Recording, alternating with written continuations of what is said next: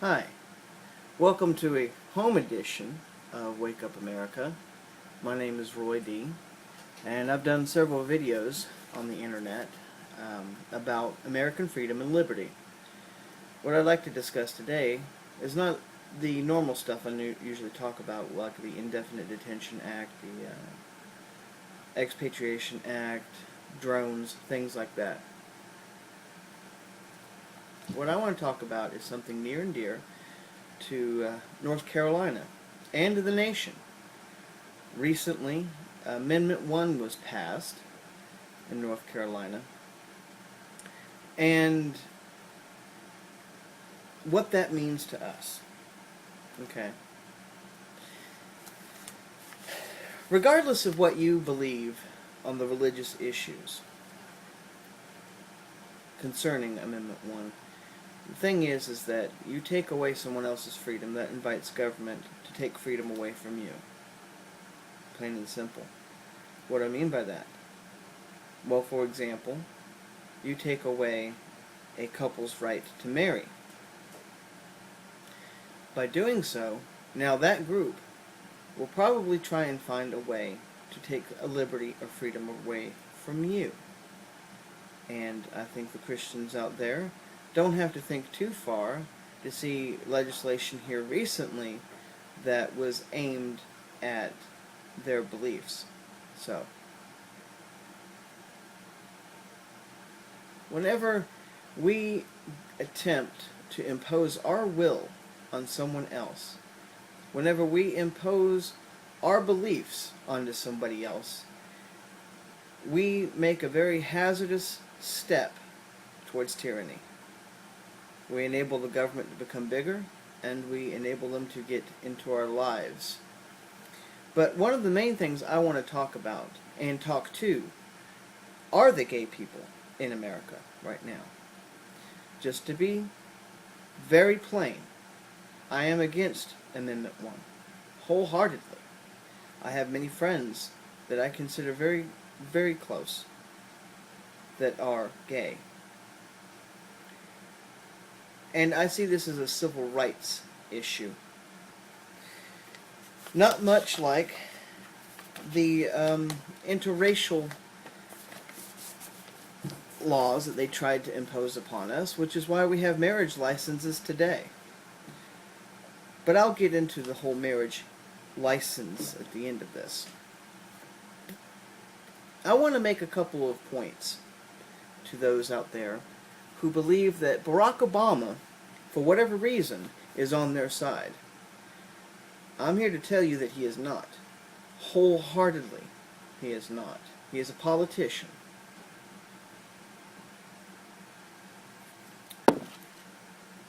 Now, just listen. North Carolina was instrumental as a battleground state in delivering Barack Obama the presidency of 2008 by his own administration's admission.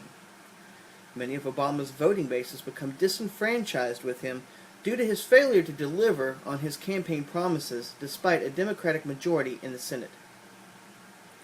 Some of these issues that have been raised by those who used to support Obama were nation spending has tripled since his inauguration. We've stayed in war with Iraq, and we started a war with Afghanistan. We have started a war with Libya. And now they want us to go to war with Iran. Now, this is a president who said that he was going to end the war. He was going to bring home all the troops, and that we were going to stop all of this war. And what has he done? He's made more war in his term than any other president has.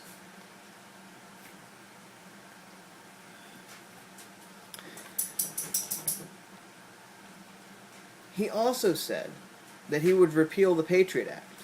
Not only did he expand it, he continued it 3 times.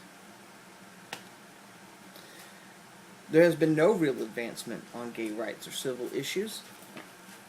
And he has signed numerous freedom-destroying laws. And for these reasons, his voter base that was in North Carolina, which they're considering as a battleground state because we did help him win the election. Without our state by his own administration's admission, he may have not won. So he's looking for a reason. He's trying to look for some way to get that voter base back that has rejected him because they feel that he rejected them.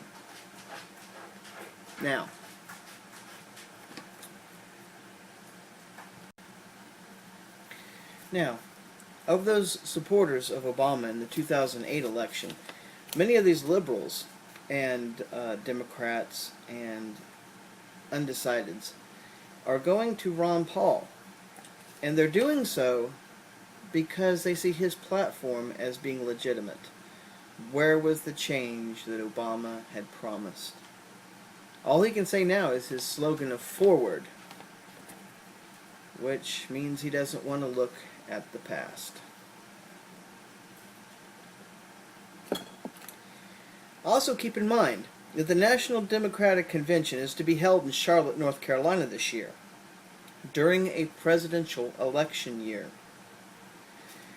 There happens to be a vote for taking away rights to gay couples and any non-married gay couple through the Amendment 1 proposition during a presidential election year. This is very odd, considering also that there is already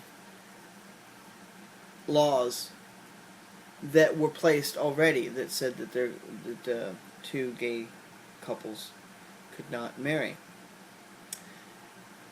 There wasn't a need for this, but they decided to push it.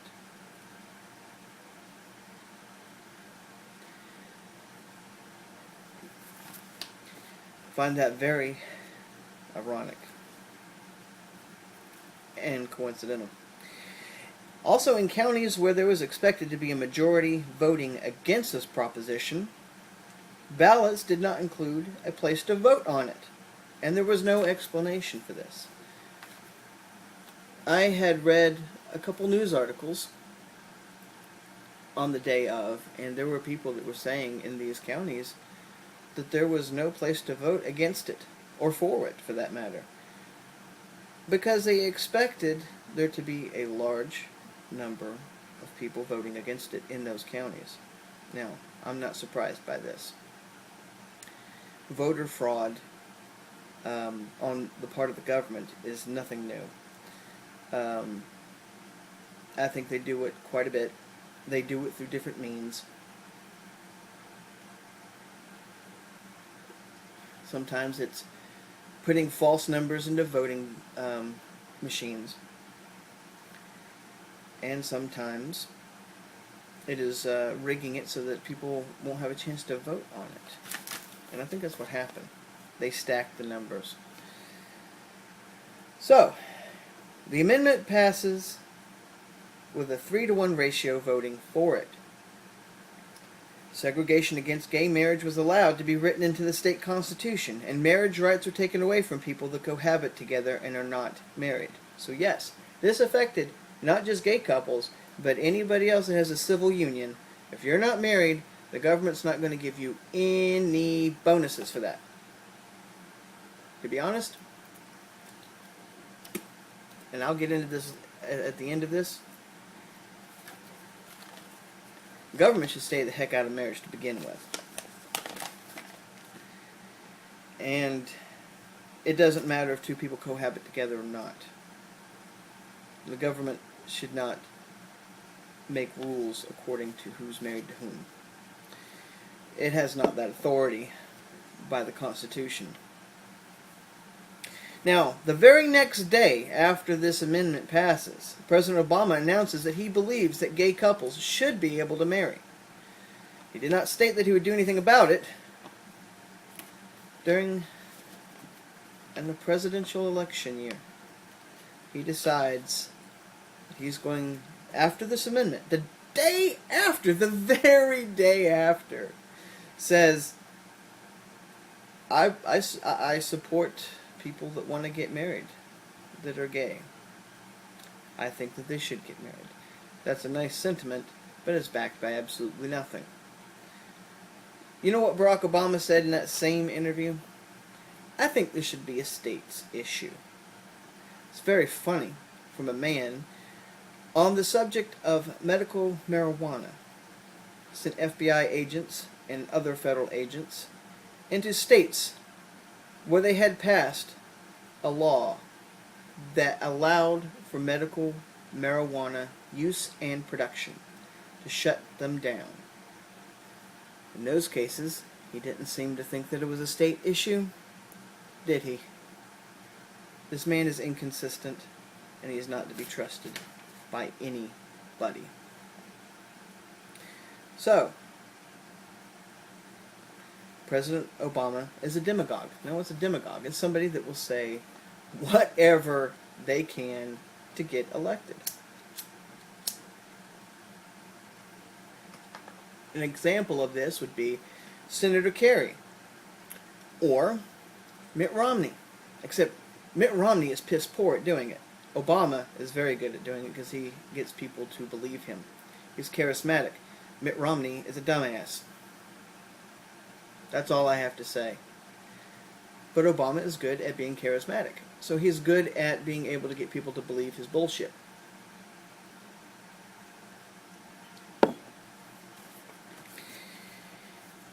He panders to whomever will give him the most votes. And I believe this was a calculated move by his administration to attempt to boost his voting base and to regain those liberals, Democrats, and undecided voters that he had lost during this term in office. He has made no promises, only his personal belief, and he shows no signs that he's going to help the gay community. All he did was say, I believe that they should be able to marry, and that it's a state's issue. So, even though he said that he believes it, which is important, he said that he's absolutely going to do nothing about it. That's what that statement means. Now think about that for a moment.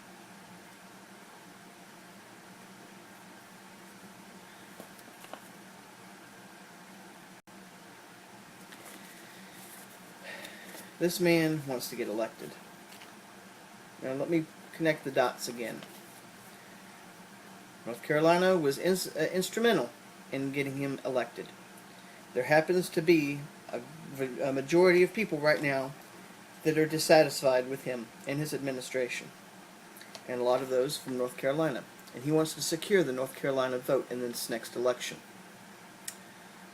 And incidentally, in the same presidential year that they have a Democratic convention in Charlotte, North Carolina, they decide that they are going to raise the issue on gay marriage.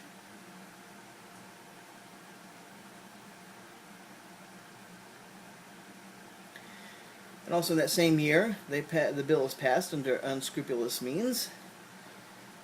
And then the very next day, President Barack Obama says that he believes they should be married. But it's going to be a state's issue. He's not here to support you, my friends. Why am I bursting your bubble on this? Why can't I just enjoy the moment that a sitting president has said that for the first time, openly, in an interview, that gays should be married? Because it's completely insincere. And it's politically motivated. I cannot stand insincere people. And there's a whole host of them in politics. So, just keep in mind, he is not an activist. He is a president trying to get reelected. That's him.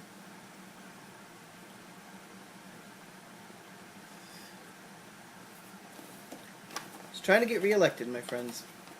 It's the only thing he's after. He has destroyed more civil rights and strengthened government more than any other president in history. Why would he change his mind about granting rights to gays? He's been with the Indefinite Detention Bill, Expatriation Act, Patriot Act, the Grounds Act, which basically makes sure that nobody can protest around the president or any other official that is guarded by Secret Service. And not to mention the most recent presidential executive order, which, by the way, those executive orders are illegal under the Constitution. They're not provided for in any shape or form.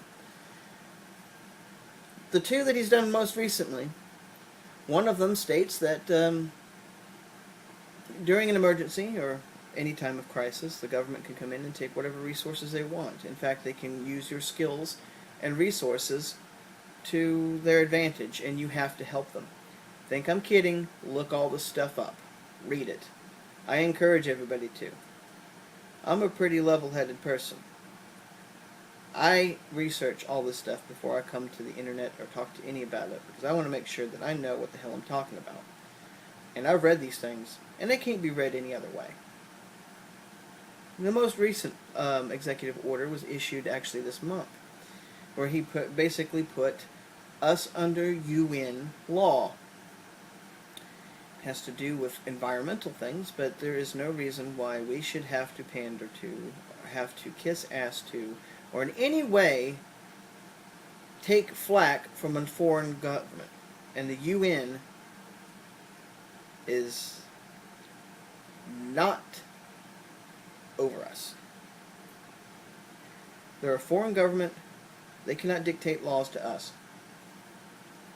But our president has decided that he was going to make that executive order that we're going to be placed under UN laws.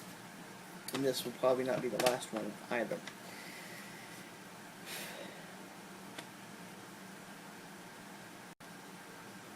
The fact of the matter is, my friends, that we need to stop asking our government, begging our government for rights that we inherently have just by being born. Our founding fathers believed in a thing called natural law. This natural law means that there are certain things, certain unalienable rights, just because you're born, that you have a right to.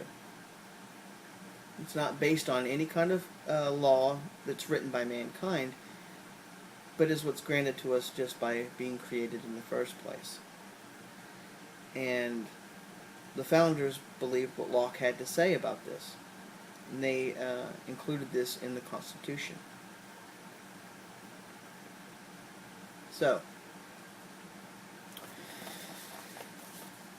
it's time that we stop begging the government for our rights. It's time that we start demanding them. How does anything ever get done? Is it from voting for it? Is it for asking, begging, pleading on our knees, please, government, give me what I want? No. Look at the gun movement. What does the gun movement have to say? If you want my gun, you're going to have to take it out of my cold, dead hands. That's not asking. Is it? It's not begging either. It's an ultimatum. If you want my gun, come and fucking take it. But I'm going to be taking a couple of you guys out with me. It's that kind of ultimatum that we have to give the government. It is that kind of demand that we should have from the government. Now, I know a lot in the gay community are not the kind of people that would be aggressive about this. The thing is that there can be no other way. And I don't mean violent. Aggressive and assertive. You can give an ultimatum to somebody, and if they don't back down, then you find a means to make sure that they listen. I think it's true of the gay community too. You can make an ultimatum to government. There's no reason that there should even be marriage laws right now. But I'll get into that also at the end of this. Um, One thing when I've talked with gay people, like I said, I have gay friends, and when I've talked to them, their common reply is this: but it's great that a sitting president has affirmed our right to marry. Well, my friends, I want to say publicly that I, Roy Lawrence Damon, affirm your right to be married, and I believe that you should be married. Now, why isn't any of you shining a light on me? Why don't I have a halo over my head right now? Why am I not the greatest thing? Why does anybody not care? Because I can't do anything about it. Well, I hate to tell you, but Barack Obama's not going to do anything about it either. So take that halo off his head and see the man for what he really is. He's a provocateur. He's a scam artist. He's trying to get reelected. He's pandering to you, and he's hoping that you are not intelligent enough to see through his ploy. His words are nice sentiment, but they are only that, so keep that in mind. It's nice for somebody to say something, like please and thank you. We appreciate that, and we also appreciate when anybody says that we should have certain rights. But the thing is it's not Barack Obama's decision to give you that. It's not his place to give you that right in the first place. It is not the government's place to give you that right to be married. You already have that right. The only thing we're arguing over right now is the government giving us certain tax bonuses. Do you think that back in the early days,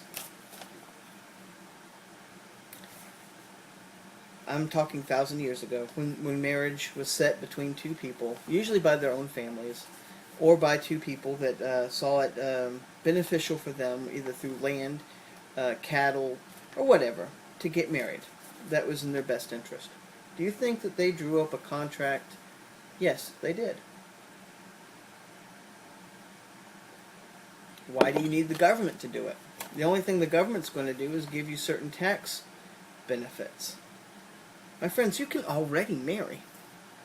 You just can't ask the government to give you tax bonuses for it. Did you ever think of it that way? But I know what your response is, but we want government to recognize that the gay community can marry. Why?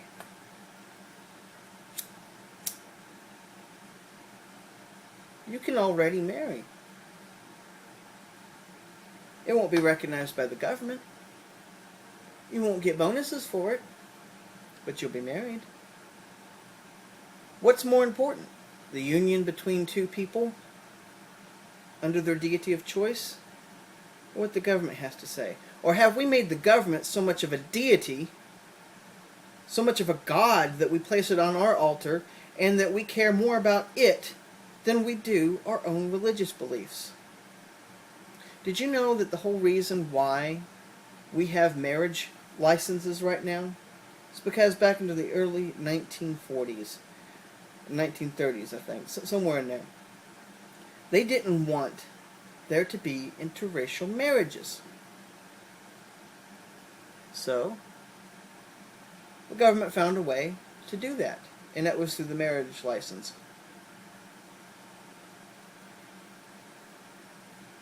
Marriage licenses haven't been around forever.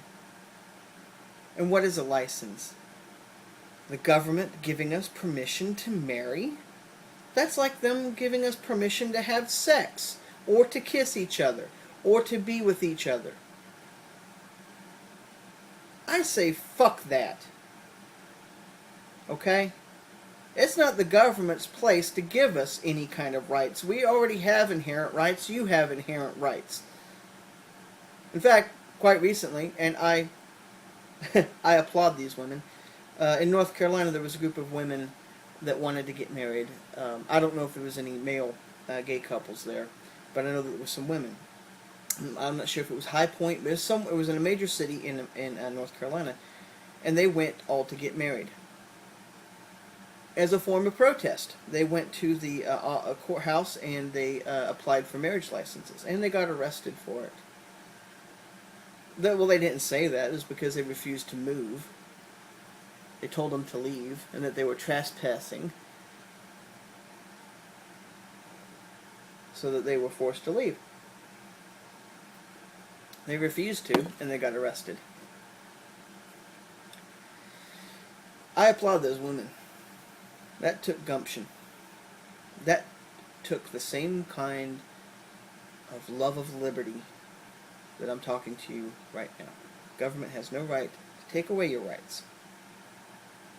Other people do not have the right to take away your rights. And finally, I say, stop praising the master who beats you with one stick and praises you with another. You and I are all slaves, whether you realize it or not. If we have to get the permission of the government to do anything, you're a slave. And it extends to more than just marriage. It extends to things like what you own. You pay taxes on things. You pay taxes on, let's say, a washing machine or a refrigerator, a microwave, a TV. You pay taxes once, correct? Why is it whenever that object of purchase becomes so big that you have to continually pay taxes on it, regardless of whether or not you have paid off it in full? If I paid off this whole entire house, I would still have to pay yearly taxes on it. If I had land and I had it paid off, I would still have to pay yearly taxes on it. Every year I have to pay taxes on a vehicle I've already paid off well long ago. So tell me, why is that? You can only tax something whenever it's being sold to you. So what is being sold to you in these items? The permission to have them, because the government does not see them as yours in the first place. Don't you see? Don't you see what the government really is?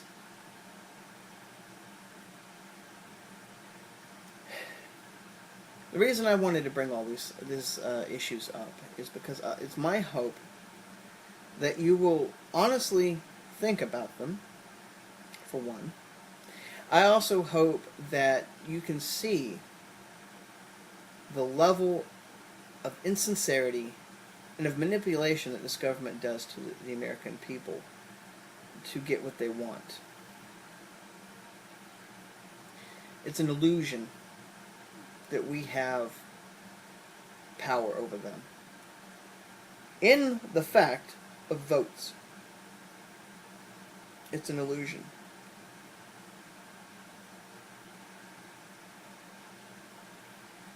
Because they can manipulate votes. They've done it before. So, I hope that you read. Please do. Research everything I've said. If I'm wrong, come back to me. Write a comment and we'll talk about it. Debate, not argue. I'm not in for that. I'll completely ignore any kind of arguments and unthoughtful responses. But think about it. Talk about it with friends and family. Share what I've told you today. It's very important that that's what we do, that we network not just in social media, but also that we network amongst each other on the neighborhood and levels in our communities. It's very important that we get the word out of what our government's doing, because more and more people are waking up to it, and that's why these laws are being put in place, is because I think they see an inevitability towards a rioting, civil unrest, massive protest, more than there's already been through the Occupy movement. I think they see it coming. That's why they're putting these things in place. They're putting you in lockdown, my friends.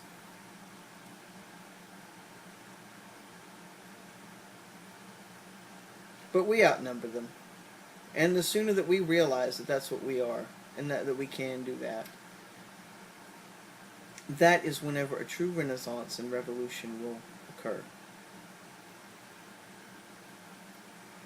It will be whenever the American people realize that they are the instruments, they're the hands and feet of the government.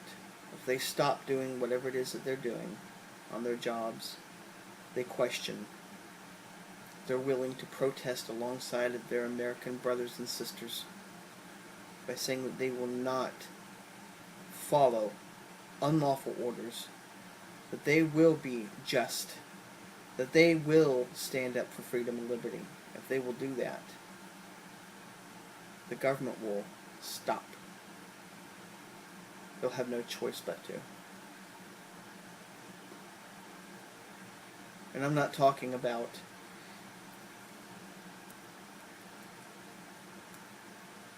overthrowing anything. What I'm talking about is getting them to realize that they do not run the show. They have no power. They are public servants. They are less than civilians. They have to obey us. We need to grab that leash and yank it really hard. And that's the way to do it. And it will avoid bloodshed. And that is my hope. Do I think that's going to happen? Only after years of many abuses, and if by then we're not completely enslaved by our government, maybe people will wake up and realize that they have the power over them. And you do too. Demand your liberty.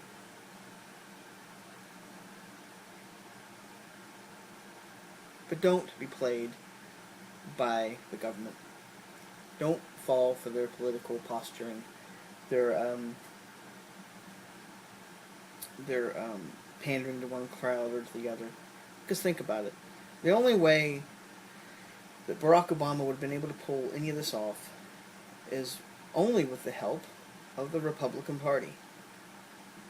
The two heads of the same dragon have the same body, want the same things. Why else is it that with the last several administrations, nothing's changed? Well, they've promised a lot. They've said a lot. But that's it.